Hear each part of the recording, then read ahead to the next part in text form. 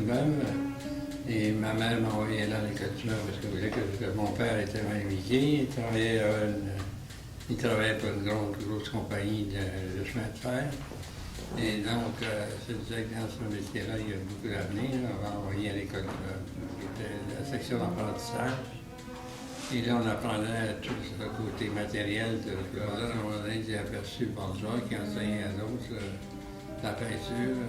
Ce qu'il faisait, je trouvais ça intéressant. J'ai demandé à un directeur qui était Jean-Marie Gouraud de m'envoyer dans la section apprentissage. Il y avait 2 sections apprentissage. À ce moment-là, il y avait la section peinture, dans laquelle Bourgeois dirigeait cette section-là.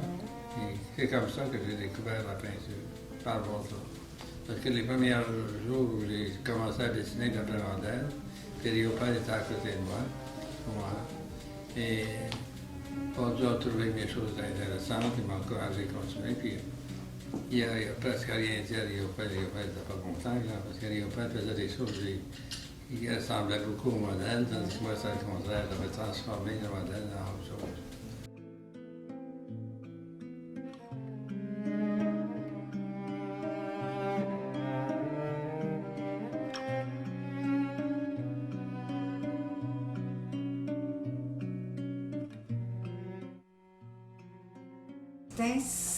Oui, certainement, c'est un peintre d'instinct. Mais Marcel a raison de dire que pour lui, instinct et raison sont liés étroitement. Parce que c'est aussi un artiste qui réfléchit, mais c'est pas un artiste qui va se donner un programme très précis et qui va suivre le programme précis. C'est un artiste qui est à l'écoute de lui-même rapidement et immédiatement aux formes qu'il commence à installer, comme il le disait, dans l'œuvre.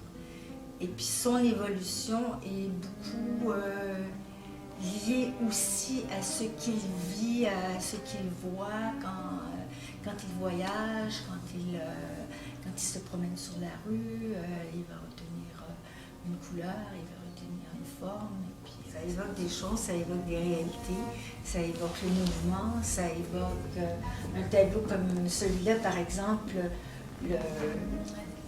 la forme rouge, un peu sinueuse qui est là, ça évoque pour moi le drapé d'une performance de Jocelyne Monti qu'elle avait fait déjà devant un de ses tableaux et puis qu'elle a reprise aussi en performance devant ce tableau. Et il avait créé ce tableau-là en vue d'une exposition où il y aurait une performance de Jocelyne Monti.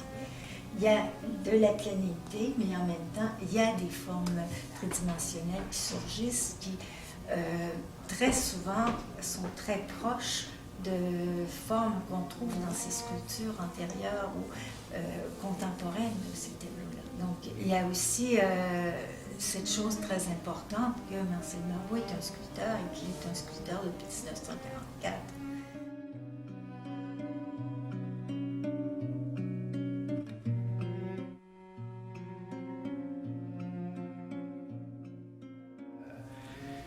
Parce que moi, j'ai toujours eu l'impression que la dimension couleur était assez réfléchie de ta part.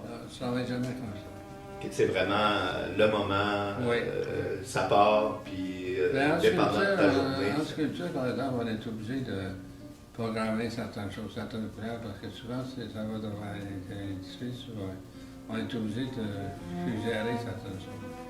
Mais tu prépares quand même tes peintures d'avance. Tu prépares comme une gamme de peintures avec lesquelles tu vas travailler, mais tu ne vas pas nécessairement utiliser tous les instruments que tu te donnes.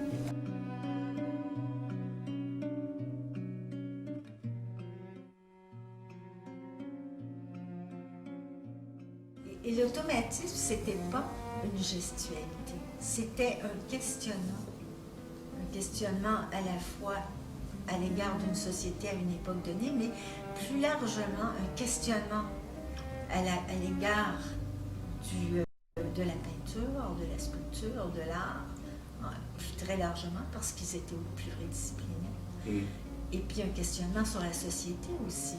Et puis c'est une démarche qui est assez proche je crois, de l'existentialisme qui est contemporain.